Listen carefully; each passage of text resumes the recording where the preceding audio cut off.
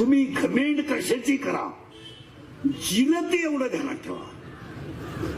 आज घरी जाताना म्हणतच जायचं, जिरती. गायकाची, वादकाची, माझी, महाराज लोकांची जिरतीच. आतापर्यंत न जिरलेला कोण आहे मला सांगा. ज्या ज्या सुरांनी सासू सासऱ्यांचा छळ केलाय त्यांची इतकी जिरली, 1.5 महिना अगोदर विचारती यंदा प्रस्थान कवा आहे, यंदा जायचे दिंडीत. मग दिंडीत निघाली म्हणजे तू काय धार्मिक आहे का, भामटी तू. पण पाया पडून सांगतो जिरतेच. एक वाक्य सांगा, देवाने स्वतःचा बाप सोडला नाही, आपल्याला का सोडेल. स्वतःचा बाप बायकोच्या मांडीवर मेलाय आणि फटफडणारा जटायू स्वतःच्या मांडीवर मेलाय. स्वतःचा बाप बायकोच्या मांडीवर तळतळून मेलाय आणि फटफडणारा पक्षी आहे जटायू स्वतःच्या मांडीवर मेलाय. स्वतःचा बाप बायकोच्या मांडीवर मेलाय आणि बायको पळवणारा त्याच्या जवळ मेलाय. बाप सोडला नाही देवाने. बाप जरा आई बापाचे हालबिल करणारे दारुडे बिरुडे बेवडे नीट ऐका जरा. नुसते सत्य करून जग सुधारत तुम्हाला कोणी सांगितलं. सत्य करणे म्हणजे आम्हाला श्रीमंत करणे, तुमचे कटआउट काढून गेले. प्रॉफिट काय, काय फायदा काय तुम्हाला. ऐका नीट, देवाने स्वतःचा बाप सोडला नाही. जाऊ द्या, स्वतःची आई सुद्धा सोडली नाही. 8 मुलं जन्माला घातले पण एकही मुलगा स्तनातलं दूध प्याला नाही. 8 मुलं. 7वा योग मायेने नेला, 6 भावानं मारली, 7वा योग मायेने नेला, 8वा पठ्ठ्या जन्माला आला, तो सुद्धा टुपलीत बसून दुसरीचं दूध प्यायला गेला. म्हणजे हिला 8 मुलं झाली, एकही पोरगं दूध प्यायला नाही. आणि जिनं जन्म घातला नाही तिचं स्तन इतकं भाग्यवान, जगाच्या बापाचं तोंड त्या स्तनाला लागलं. स्तन जगातलं सगळ्यात भाग्यवान स्तन का त्या स्तनाला कृष्णाचं तोंड लागलं. आणि ती सगळ्यात भाग्यवान मांडी का त्या मांडीवर गोपाळ कृष्ण खेळला. आणि या जगातला सगळ्यात मोठा भाग्यवान पाय जिजाबाईचा का तो देवाने हातात धरला. कर्माला सोडित नाही देव. पण समजतो म्हणजे काय होतं भाऊ, काय होत नाही, होत काहीच नाही, पण जिरती. सुनबाईला 3रा महिना लागला, नवीन आली 3रा महिना लागला. डिसेंबरला लग्न झालं, मार्चला 3रा महिना लागला. सोनोग्राफी केली, लाईट बंद करा ती कॅमेऱ्याची, तिचं डोळा घाली तिथे. हा 3रा महिना लागला, चेक केली, लय भारी काय का बघा. डॉक्टरनं काय सांगायचं ते सांगितलं. म्हणजे मुलगा आहे की मुलगी काय. तुम्ही आता त्या स्त्रीला काम कमी सांगायला लागले का जास्त. कमी. वजे उचलायचे नाही, भांडे घासायचे नाही, लिफ्टनं जायचं, जिन्यानं जायचं आणि भारीतलं खायचं. असं व्हायचं का नाही, पिठलं भात अशा किरकोळ गोष्टी खायच्या नाही. आमलेट,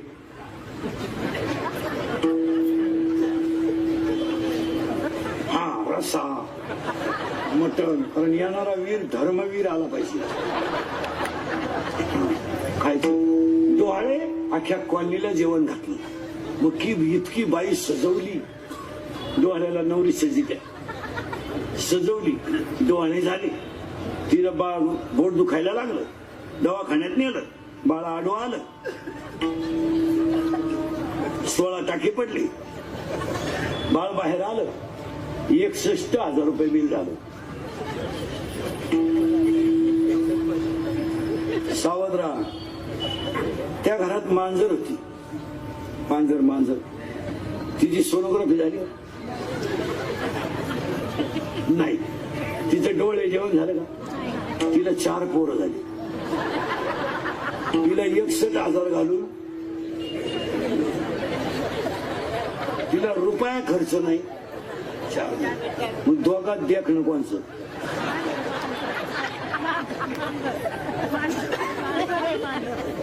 त्याचं कारण सांगत मग.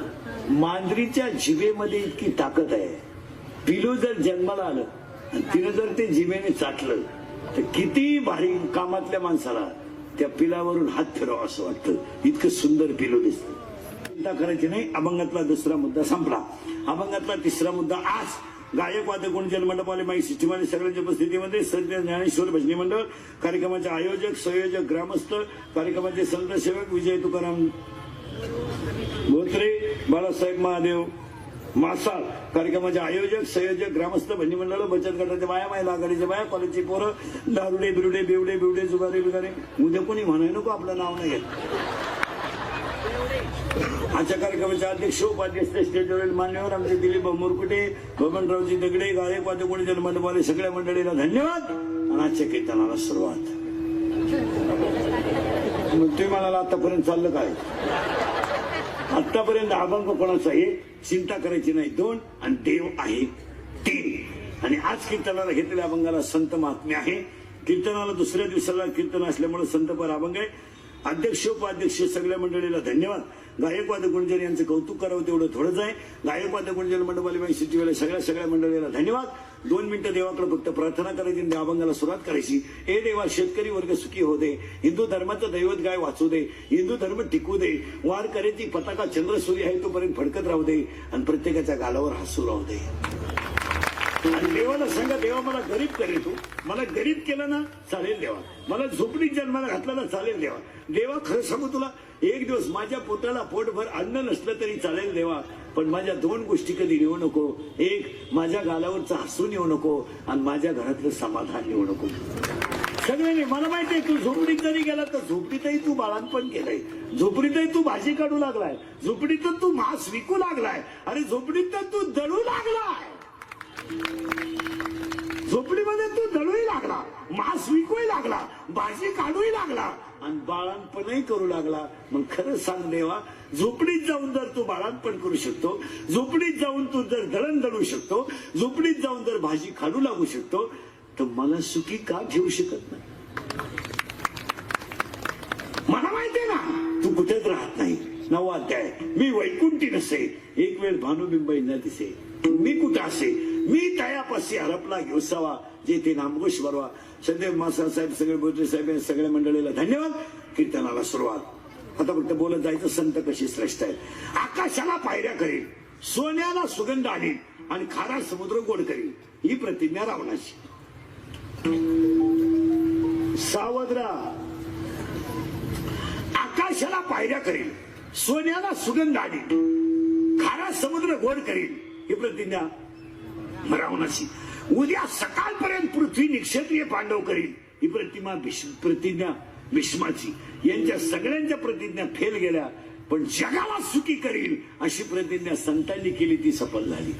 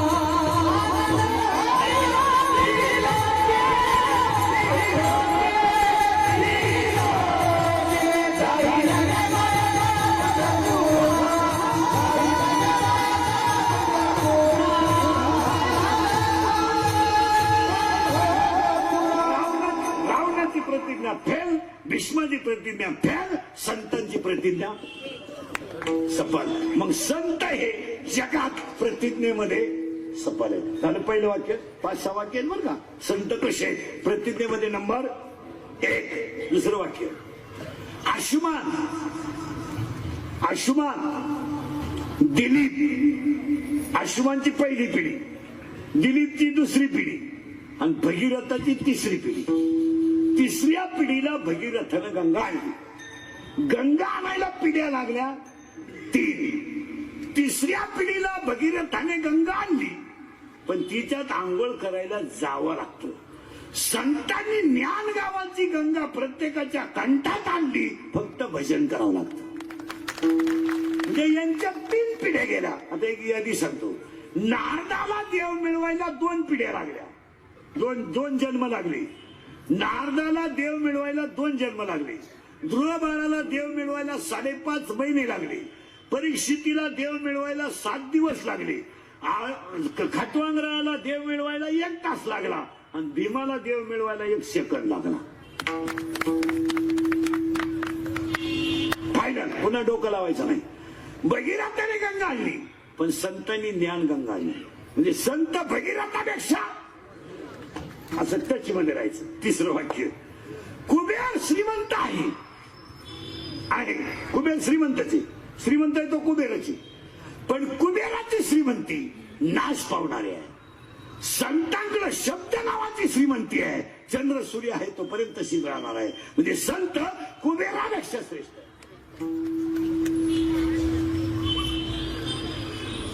आता आपल्याकडे श्रीमंती आहे, फ्रीज आहे, कूलर आहे, गॅस आहे, सगळं आहे, पण हरिपाठ पुढे,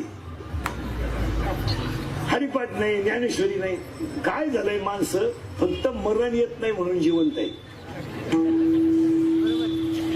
तर काय नाही, फक्त अप टू डेट राहायचं. पूर्वी फक्त पुरुष फेटा बांधायची, आता महिलांनी फेटे सुरू केले. आता तुम्ही फेटे बांधा, आम्ही 9 वार घेतो. मग आता काय,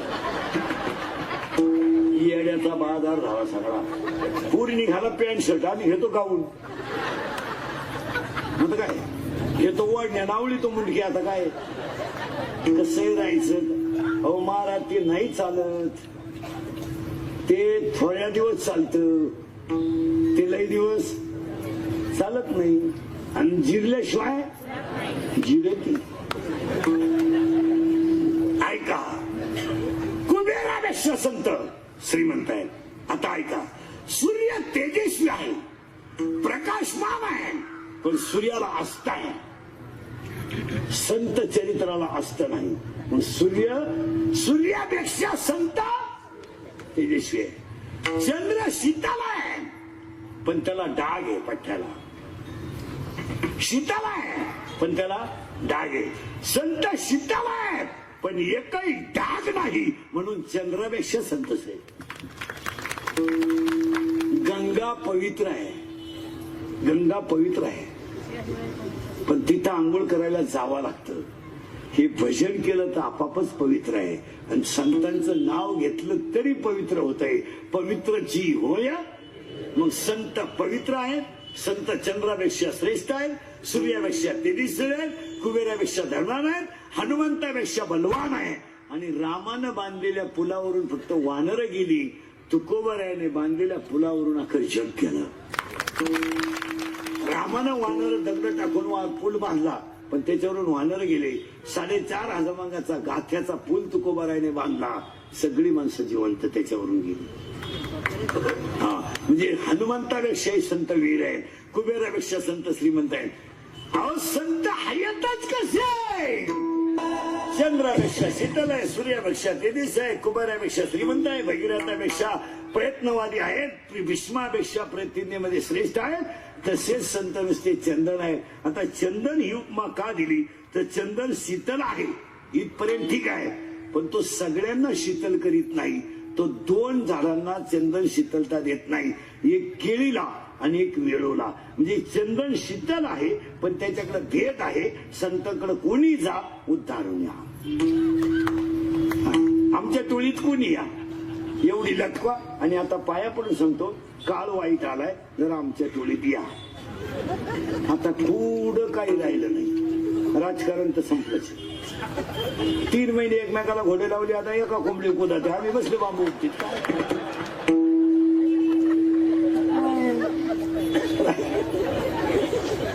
काही राहिलं नाही. आता तुम्ही एवढी बाई गळ्यात लटकवा, आमच्या टोळीत या. एक वाक्य सांगू, आमच्याकडे जर तुम्ही आलात ना, श्रीमंत होणार नाही, पण समाधानानं झोपल्याशिवाय राहणार.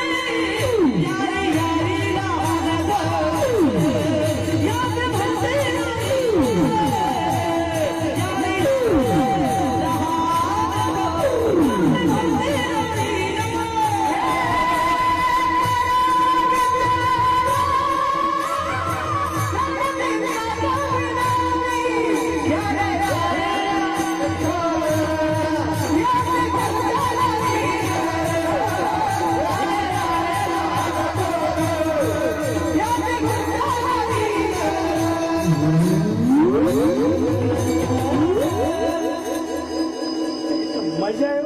एकच मिनिट आवाज गेला तर एवढ्यात काही नाही डाव आणला.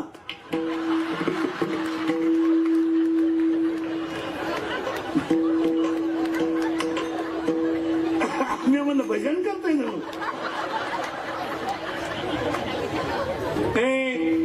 आमच्या टोळीत या. एक खरं सांगतो तुम्हाला, एज्युकेटेड लोक तुम्ही, 10 वर्षापूर्वी पांढऱ्या पिशी हा रोग होता का? नव्हता. मग जुन्या माणसांना पेशी नव्हत्या का? तुम्ही बारीक अभ्यास करा. 3 शब्द सांगतो एज्युकेटेड लोकांना. Science is a science, God is a god and nature is a nature. शास्त्र ते शास्त्र, निसर्ग तो निसर्ग आणि देव तो देव. तिथून तुम्ही डोकं लावायचं नाही. तुम्ही आंब्याच्या जाती शोधू शकता, पण त्याला सीझन सोडून आंबे आणू शकत नाही. जाती शोधायला लागेल तेवढ्या. मान ना जानेवारीत आंबे. तुला विद्वान आहे ना.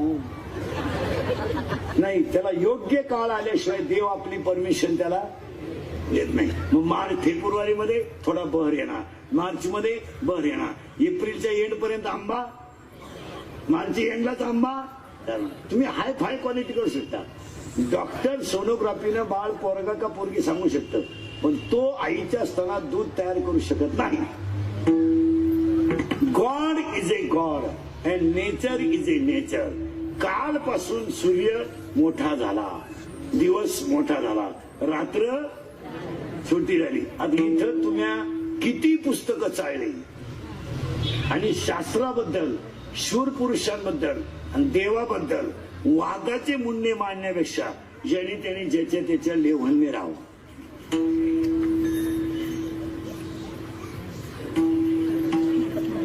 देवाबद्दल, संतांबद्दल, महापुरुषांबद्दल, युगपुरुषांबद्दल तुमची अक्कल तुम्ही वापरण्यापेक्षा हाय त्यांचं चरित्र वाचावा. नाही पटलं तर गप बसावा, पण समाजातल्या माणसांचं संतुलन बिघडू नये. समाजानं नक्की ऐकायचं तरी काय काय? मागच्या महिन्यात 8 दिवस सावरकर, या आठवड्यात उठलं पुस्तक. लोकांनी नक्की काय करायचं? तुम्ही ते पुस्तक लिहू नये या मताचे आम्ही नाही, लोकांनी वाचू नये या मताचे आम्ही नाही. आम्ही ह्या मताचे आहोत का उपाधिग्रस्त समाजाला कुठेतरी शांत मनाने जगू द्या, त्याला वाया घालू नका, त्याला जगू द्या. आज प्रत्येक माणूस उपाधीने ग्रासलेला आहे. प्रत्येक माणसाला, आम्हाला उपाधी आहे, तुम्हाला उपाधी, कुणाला उपाधी नाही.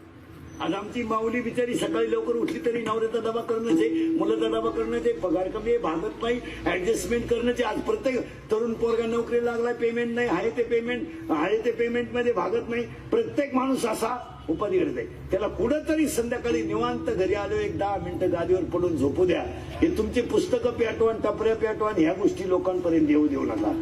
आणि ही मंडळी विचित्र, ही पेपरवाली, ही कॅमेरेवाली, हे आता 2 तास कीर्तन नेणार आता, पण अख्खं युट्यूबला नाही टाकणार. नाही, माझं एखादं चुकीचं वाक्य गेलं तेवढंच टाकणार. आपलंच ऐकणार आणि आपल्याच ठोकणार अशी मंडळी. आणि सगळ्यात जास्त प्रचार हीच मंडळी करते.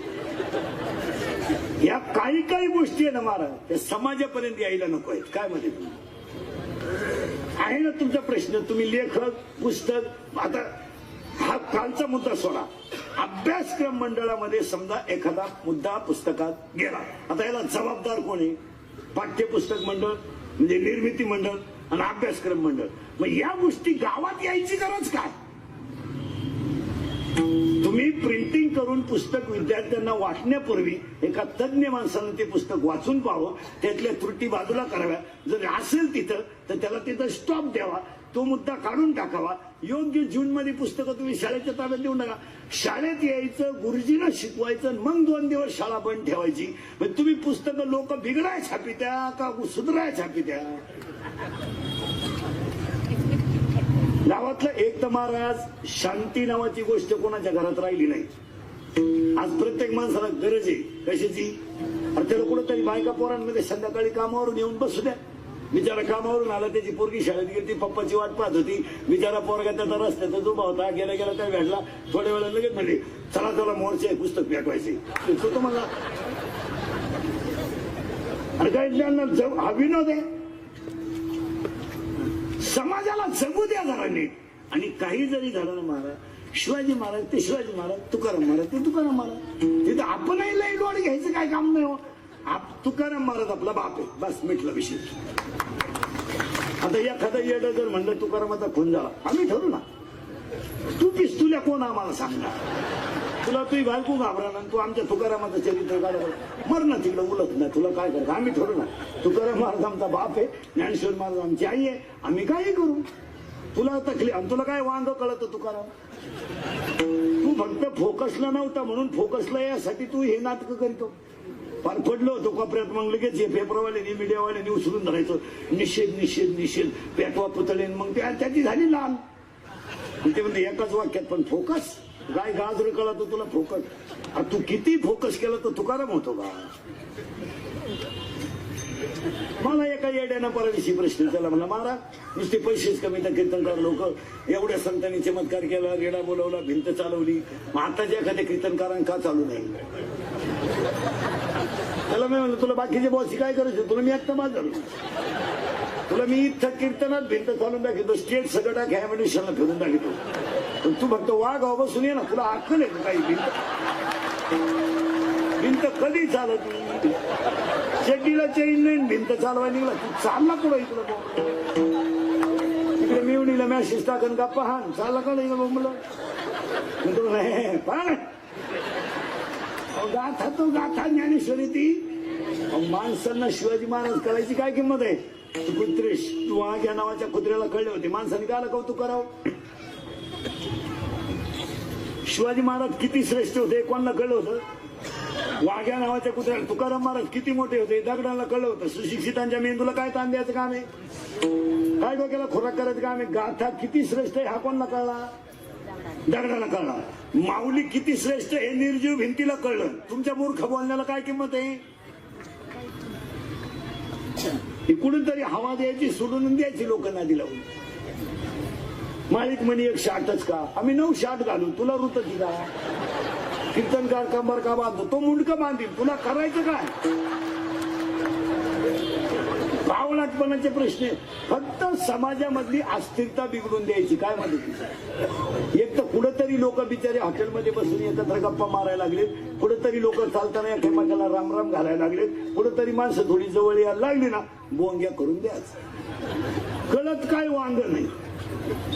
आणि लोकांनी म्हणतो डिरिंग केली. काय गाजरे डिरिंग केली? त्याच्यात बायकोन त्याला 3 वेळा लाईट बंद करून हाणली. तू बघ आता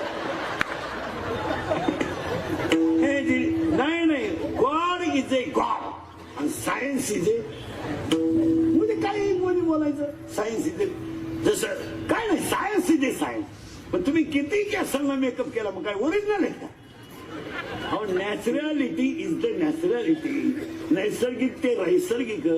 उगाच आपलं काही बावळाचं सगळं जग सुधारलं, जग गपचिप राहाय. किती सुधरू दे, लोक अजून तोंडालाच खातात.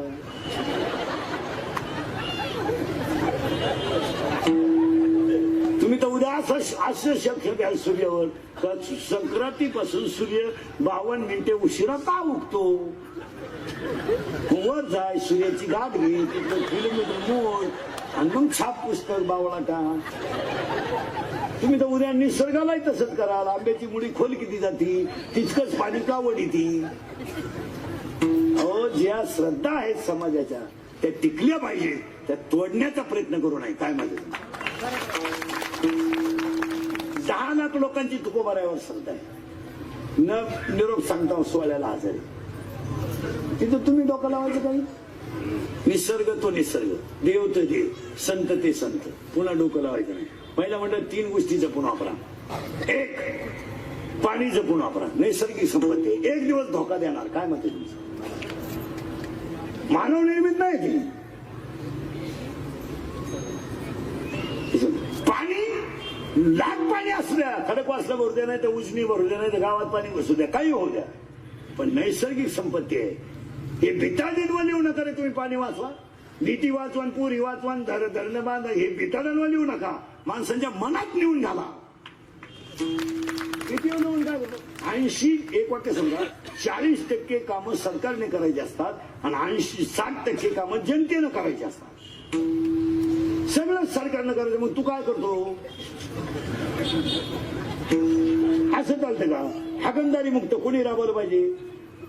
समाजाने. बेटी बचाव समाजाने, स्वच्छता अभियान समाज, या गोष्टी समाजाच्या आहे ना. आता बाईला सरकारनं सांगायचं का तुम्ही फरशी पुसून घे? तुला समजत नाही का? तू काही काम करते का घरात? हा बिचारा येऊन पाणी भरतोय, कामावरून आलं तरी आहे का त्याला आराम? वाघ होता लग्नाच्या अगोदर, वाघ, पण बिबट्या झाला, बिबट्या.